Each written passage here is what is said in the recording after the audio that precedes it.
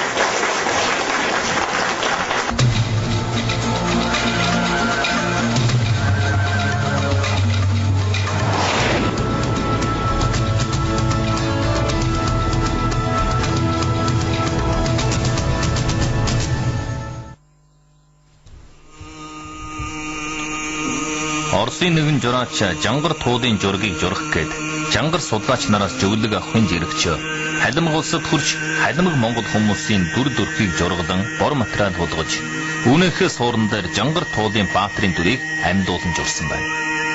Жишээлбэл энэхүү хальмг насны дүрийг үндэсэж хонгийн алтан чөөж баатрын дүрийг босгосон гэдэг.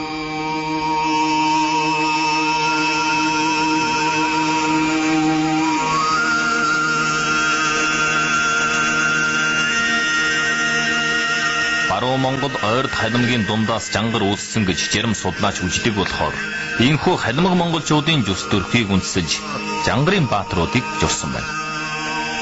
Ер нь жангарын баатар нь үнэн хүн түүхэд хэрэгээс үүсэлтэй юм уу? Аль эсвэл зөвхөн туулын баатар төдий юм уу? Үүнээ тухайн эрдэмтэд хараахан санал нэгдээгүй байсан.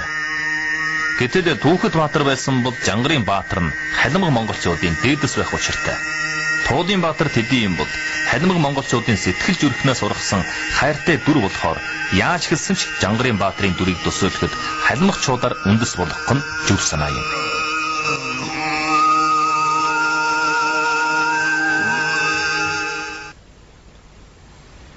Ээлэн овлын жангарыг тэмдэглүүлсэн Жон жилийн ойд жируулан Ээлэн овлын музейг байгуулжээ.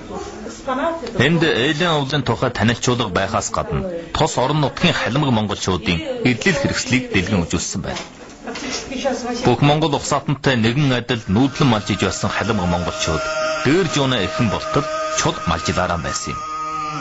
1943 онд шивээрд чөлөгцсөний хойно малжих амьдралын олон уламжлалаа гээж орхисон нь аргагүй л чаг төрийн эрхнээс болжээ.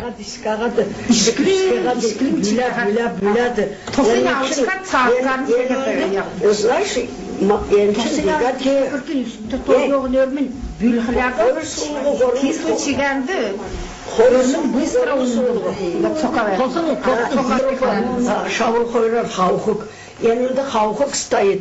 Erke bolgla tendik вот endi amsur. Yen amsurar erke amsuzdım. Yani ugar igat amçuzat ündü nosun yen. Nadı bulan ündü nostalxı.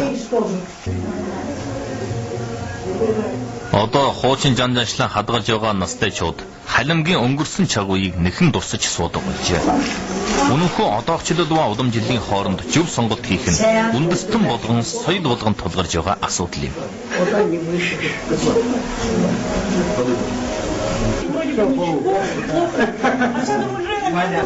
Христосын шашинтай Орос улсад Бурхны шашинтайгаа байна гэдэг үнэндээ соёлынхоо өвөрмөж чанараа хадгалсан явдал болно гэж халимгчууд үжиж байна.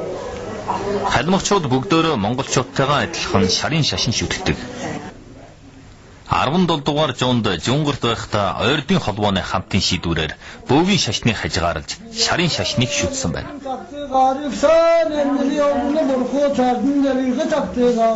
Сонирхолтой нь туул жангар тус Монголын шарын шашны чаг үе ба бүр эртээ Чингисээс өмнөх чаг үеийн Монголын нийгмийн амьдралыг тусгасан болохоор жангар үүссэн чагийн тухай эрдэмтдийн санал мянган жилээр журж байна.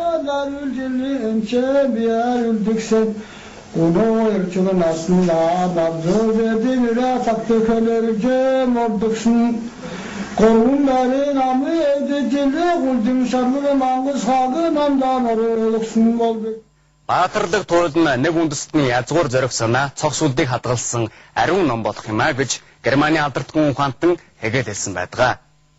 Хальмгчууд олон жилийн туршид жангар хэмээх туйлыг хүндхэн дээдлж уламжлалсаар эдвэхэ төрсөн байдаг. Жангар хэмээх туйл нь хальмгчуудын хүн ардын зан чанар болоод түүхийг маш гүнзгий нөлөөлж байжээ. Яг тиймийн учир хальмгчууд аливаа дарлал боочдоос айхгүй дайчин зориг санаатыг болж чадсан юм. Чагаан жамын дуулсан ээж гэдэг энэ дууны айм үед нутаг урнаа хамгаалсан нэгэн баатрын үлгэрийг харуулжээ. Зүгээр нэгэн ээжийн тухай дуунд яагаад ийм уулга орсон бэ гэвэл чагаан жамын хэлдэг шиг ээж нутагва охирон бол нэг л юм гэдэг үг хариулт болно.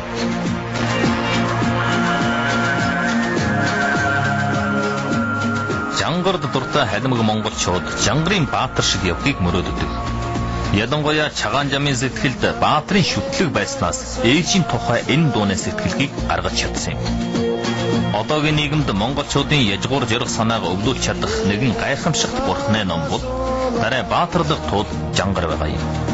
Энэ бол хальмгчуудын жангарыг дээдэлхийн хамгийн их шалтгаан юм а. Жангард ар бомбын орноо ижлэн суусан баатар жангар хаан Арслангийн арга улаан хонгор төрүүтэй олон баатарчуудтайгаа хамт харийн дайснаас их хорон ар бомбын орноо хамгаалсан үлгэрийг ярьдаг. Жангар нь баатарлаг үйл явдлын дурсамж төдий биш. Харин их хорон элгэн содныхан тухай чин үнэнч хайр байснаас туулын баатарчууд ахар буч атаг ялсан асхар буч аяг чулсан гэж явдгийг бичиж байна.